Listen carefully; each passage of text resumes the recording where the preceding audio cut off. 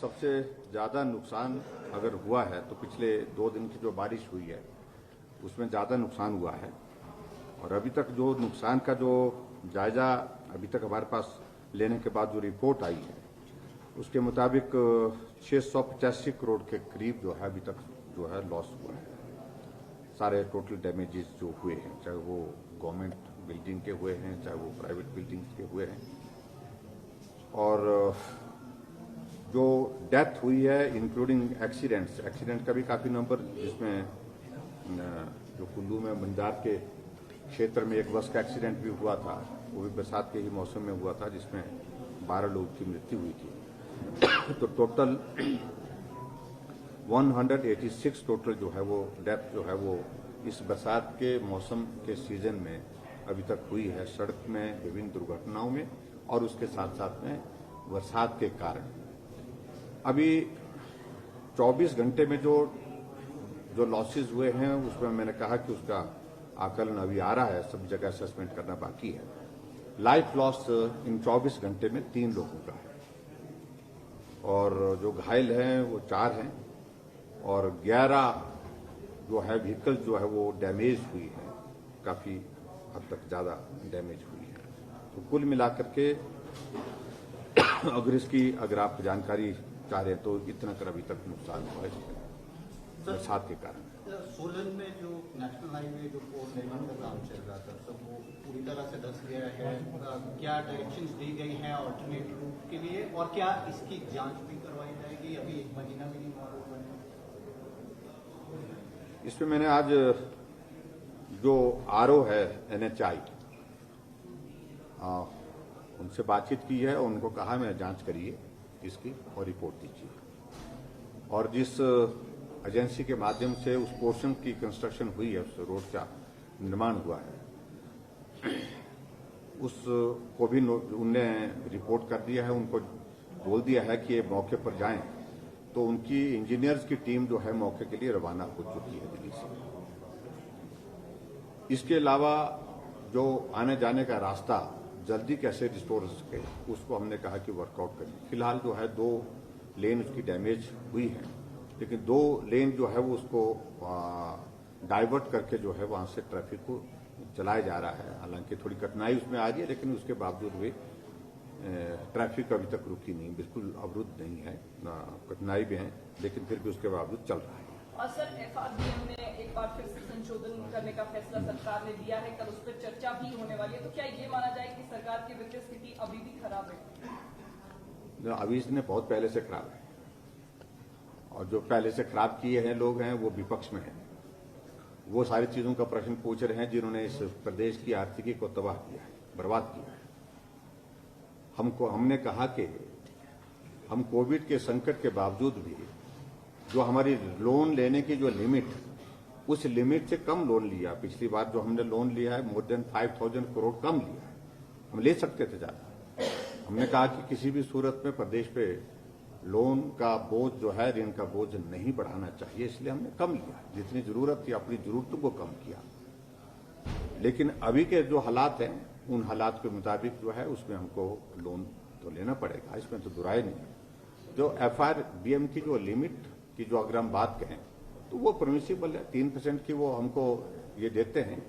और ऐसे में हम अब की बार ऐसी सिचुएशन में जिसमें प्रदेश की इकोनॉमी कोविड के कारण लगातार 2 वर्ष से ज्यादा समय से प्रभावित हुई है, तो ऐसे में इस तरह का हम कोई निर्णय लेंगे तो मुझे लगता है कि इसमें कोई छुपाने वाली बात नहीं। और कल, क्योंकि इस पर आज उत्तर देना उचित नहीं है, क्योंकि कल हमने अभी हाउस में इसको प्रस्तुत करना है, पास करना है। सर, मिसयूज ऑफ IT का एक मामला सदन में, misuse of IT information technology, हाँ, सदन में आया था। किस तरह से इंश्योर किया जाएगा राज्य में ये ना हो?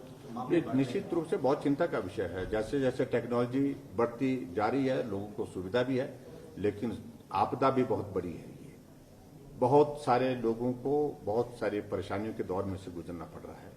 और विशेष तौर से हम देख रहे हैं कि कुछ लोग इस प्रकार से टेक्नोलॉजी का दुरुपयोग करके अपने लिए गलत तरीके से पैसा इकट्ठा करना, किसी को ब्लैकमेल करना, इस तरह की घटनाएं जो है लगातार बढ़ती जा रही है।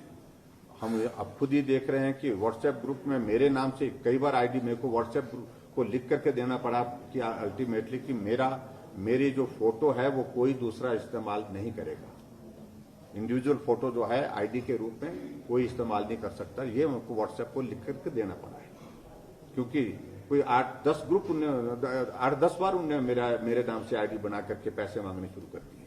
चीफ जस्टिस के नाम से, चीफ सेक्रेटरी के नाम से, मंत्रियों के नाम से, और उसके बाद दूसरे जो टेक्नोलॉजी में किसी को जोड़ करके उनका फोटो लगा लेना और उनका चेहरा लगा लेना और उसके बाद उससे ब्लैकमेल करना, तो ये बहुत दुर्भाग्यपूर्ण है। और इस तरह से हमने हिमाचल प्रदेश में साइबर क्राइम को और ज्यादा बेहतर ढंग से सुविधा देने की दृष्टि से जो पुलिस की फोर्स को मदद करने की हमने कोशिश की है, उसमें हमने 2 पुलिस स्टेशन धर्मशाला और मंडी और एडिशन किया। अभी तक साइबर क्राइम का हमारे पास शिमला ही था, तो 2 एडिशन उसमें और की है। और मैं उम्मीद करता हूं कि इस प्रकार की घटनाओं को अंजाम देने वाले लोग जो है वो बख्शे नहीं जाएंगे। सर, विपक्ष फिजूल खर्ची और गाड़ियों की खरीद फरोख्त पर कह रहा है सरकार इतने वर्षों में भी आंकड़ा इकट्ठा नहीं कर पाई। हम इस बार जो है हर कैबिनेट में गाड़ियां पुरानी हो गई, डिपार्टमेंट की ओर से आती रहती है, मांग आती रहती है, किसी न किसी विभाग से गाड़ी का एक्सीडेंट हो गया, गाड़ी खराब हो गई, और उसके बाद हमने फायर के लिए, पुलिस के लिए जितनी गाड़ियां खरीदनी थी वो खरीदी। इसके अलावा दूसरी डिपार्टमेंट के लिए भी जो जरूरी है, जो एम्बुलेंसेज हैं, चाहे वो दूसरी है गाड़ियां हैं, तो गाड़ियां जो खरीदने का क्रम लगातार चला रहता है। तो हमने कहा कि सूचना एकत्रित, अब उसमें जो उन्होंने डिटेल मांगी है, किस किस्म की गाड़ी खरीदी गई है, फिर बाद में वो सप्लीमेंट्री पे पूछेंगे उसमें एसी था कि नहीं था, फिर उसके बाद सप्लीमेंट्री में और ज्यादा आगे पूछ करके वो जानकारी हासिल करने, वो तो उसकी लिमिट नहीं होती है, लेकिन क्वेश्चन पूछने की एक लिमिट होती है। उस लिमिट में प्रश्न का उत्तर दिया जाता है और उसकी सूचना एकत्रित होगी तो हम दे देंगे। अगर अभी हो जाएगी तो हम देने में कोई आपत्ति नहीं है, उसमें कतई भी आपत्ति नहीं है, क्योंकि उसमें छुपाने का क्या है। गाड़ी कोई हम अपने घर के लिए नहीं है, गाड़ी अगर ली है तो इसके लिए डिपार्टमेंट्स के लिए ली है। सर, बड़ों के पास कालका शिमला हाईवे टूटा है, ये हो गई बात, आप देर से आए। हिमाचल पुलिस ने मंत्रालय से national medal for investigation, sir क्या कहना चाहेंगे? तो अच्छी बात है, हमारा ऑफिसर कोई अच्छी एक इनाम के लिए कहीं उसकी सर नालागढ़ नॉमिनेशन होती है, बहुत अच्छी बात। ज्ञापन लेके आए सर 4 लेन के सिलसिले, सर उनके लिए क्या होगा? तो 4 लेन के सिलसिले में वो लोग मांग करने आए थे कि हमारे वहां पर इशू ये हो गया कि जो सर्कल रेट जो है वो बिल्कुल डिफरेंट हो गया। 7 वाली जमीन का कुछ है, दूसरे वाली जमीन का कुछ और है, लेकिन जमीन एक जैसी है। तो मैंने उसके बारे में रिपोर्ट के लिए बोला है। सर, विपक्ष का एक आरोप ये भी है कि एनएचएम कर्मचारियों के साथ मुख्यमंत्री का व्यवहार निराशाजनक है। ऐसा है कि वो पहले भी मिले हैं, एक बार नहीं कई बार मिले, और उस दिन भी मिलने के बाद गेट के बाद बिना सूचना के आप मुख्यमंत्री को रास्ते में कहीं भी रोक लें, मुझे कोई आपत्ति। मैं तो उन आदमियों में से हूं जहां 2 आदमी मिलते हैं, 4 आदमी मिलते हैं, वहां पर भी मिल लेता हूं।